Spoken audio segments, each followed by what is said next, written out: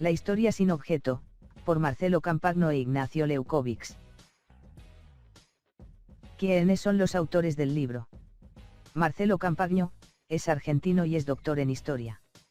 Es director del Departamento de Historia de la Facultad de Filosofía y Letras de la Universidad de Buenos Aires. Se autodefine como egiptólogo. Ignacio Leukovics, fue un historiador y filósofo argentino, murió a la edad de 42 años en un accidente de lanchas junto a su esposa.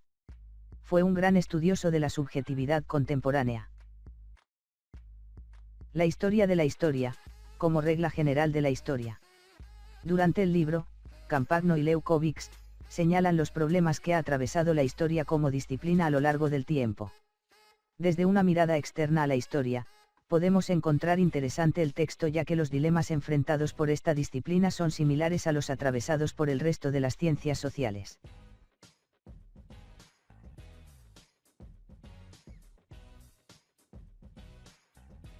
¿A qué problemas se han enfrentado las ciencias sociales?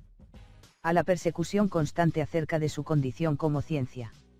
A la batalla interminable por señalar cuál corriente filosófica o cuál escuela epistemológica será la que puede llevar a las ciencias sociales al sitio esperado como ciencia correcta. Es decir, como ciencia que cumple con las exigencias epistemológicas que la escuela filosófica del momento señale como deber ser de la ciencia, para ser considerada una buena ciencia. Baudelaire, y el materialismo histórico marxista como opción de cientificidad. En el libro, los autores también analizan a Maurice Baudelaire, un autor francés que considera que el materialismo histórico marxista es la mejor opción para dotar de cientificidad a la disciplina. El discurso de Baudelaire surge en un contexto sociohistórico que lo convierte en decisivo para la coyuntura de la historia. Entonces, la práctica de la historia comenzaba a quedar disociada de su propia representación teórica. Según Baudelaire, la misión del historiador marxista debería ser la búsqueda de leyes generales inquebrantables de todas las sociedades. Es decir, no solo de las sociedades capitalistas. Pero las leyes generales del historiador marxista no solo deberían ser para todas las sociedades, según Baudelaire, también deberían ser aplicables para explicar el cambio de unas sociedades a otras. Esto es bastante criticado por Campagno y Leukovics, ya que consideran que como se trata de dos preguntas diferentes, el pasaje de una sociedad a la otra y su propio funcionamiento, no debería intentarse explicar en base a un mismo principio. La hegemonía filosófica. Los autores del libro señalan que lo que sucede es que se asume como propia una condición exterior a la disciplina, es decir, la hegemonía filosófica de la epistemología científica. Esto deriva en que se legitiman ciertas normas impuestas por esta filosofía dominante que establece que la ciencia para ser ciencia tiene que tener sí o sí un requisito. ¿Cuál es ese requisito? En este caso, la existencia de un objeto de estudio claro y preciso. ¿Cuáles son sus consecuencias? Los problemas de tomar por válida la existencia de un objeto de estudio claro y distinto son varios. Lo que preocupa a los autores del libro es que se presupone que, dos cosas distintas, al estar dentro de un mismo objeto de estudio, están estructuradas de forma similar, y pueden ser explicadas por un único principio en común para ambos fenómenos.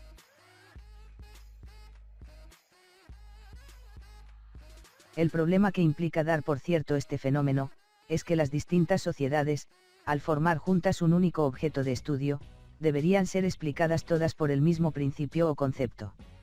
Es decir, solo existen los cambios cuantitativos. Algo que está creciendo, solo pasa a crecer más, o a completarse, pero jamás se toma el concepto de cambio radical, lo que asegura la continuidad de los hechos y de las explicaciones, bajo una prolongada permanencia.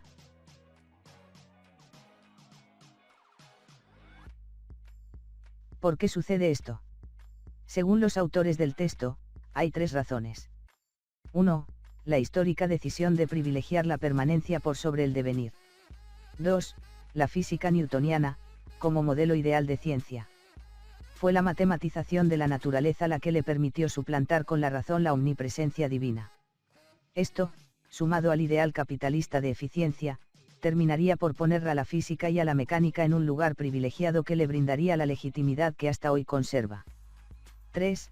La asunción del ser y el devenir bajo la forma del progreso.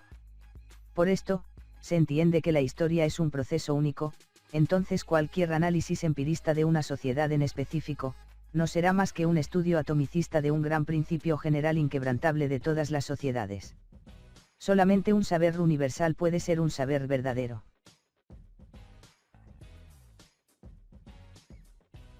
Conclusión. ¿Cómo funciona la actividad teórica de la disciplina una vez que la existencia de un objeto de estudio único, claro y preciso, queda descartada? Funciona en base a la creación de campos de intervención, basados en la potencia, la estrategia y los objetivos de cada intervención. Ya no depende del principio inquebrantable de unidad del objeto de estudio. Ya no se trata de encontrar leyes generales en base al discurso histórico. Se convierte en una disciplina de pensamiento y reflexión. Se trata de conceptualizar a partir de las distintas singularidades.